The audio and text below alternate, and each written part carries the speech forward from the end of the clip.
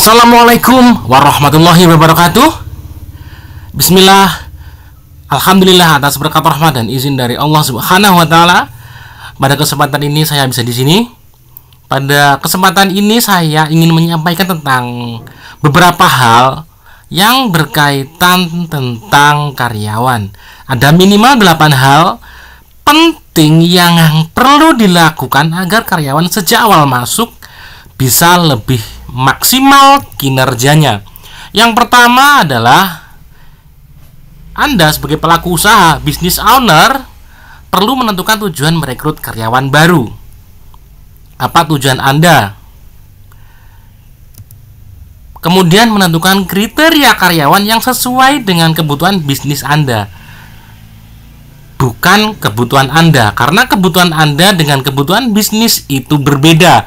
Anda harus tahu kebutuhan Anda apa, keinginan Anda apa, dan kebutuhan dalam bisnis Anda apa saja.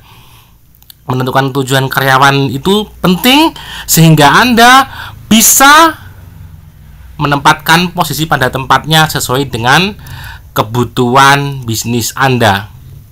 Tujuannya misalnya untuk desain atau tim marketing, tim pemasaran atau tim sales atau penjualan atau bagian keuangan misalnya. Tujuannya untuk membantu bagian keuangan, jadi staff misalnya, staff bagian keuangan, staff pemasaran, staff sales dan lain sebagainya.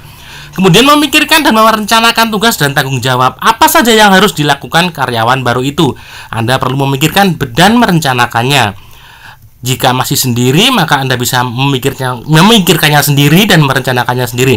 Namun jika Anda sudah punya tim dengan jajaran manajemen, maka Anda bisa memikirkan dan merencanakan tugas dan tanggung jawab itu bersama tim bisnis Anda. Mungkin di wakil direktur, misalnya Anda direktur, wakil direktur, ataupun sekretaris dan lain sebagainya, atau tim manajemen gitu ya.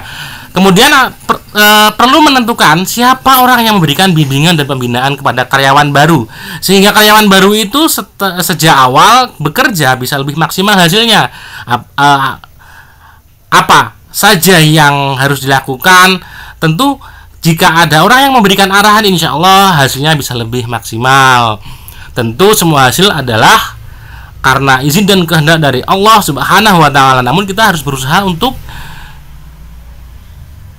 selalu berusaha dan berdoa kepada Allah, gitu ya.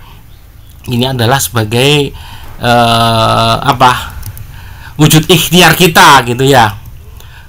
Merencanakan, menentukan siapa yang memberikan bimbingan dan pembinaan. Nah, kemudian selanjutnya adalah menyiapkan peralatan bekerja untuk karyawan baru. Kadang-kadang kita merekrut karyawan mungkin langsung direkrut tanpa memikirkan peralatan apa saja yang dibutuhkan.